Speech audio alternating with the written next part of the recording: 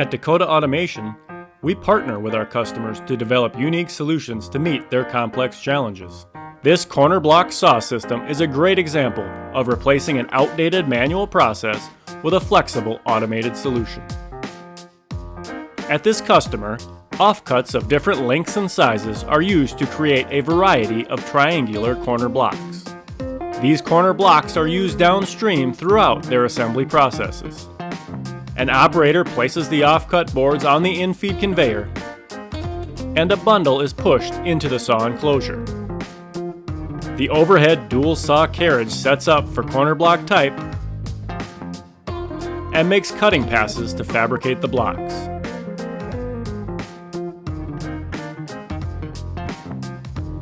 Completed parts are dropped onto an elevated conveyor for collection.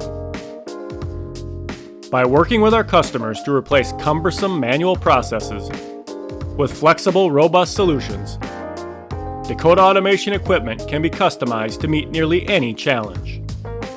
It's automation with innovation at Dakota Automation.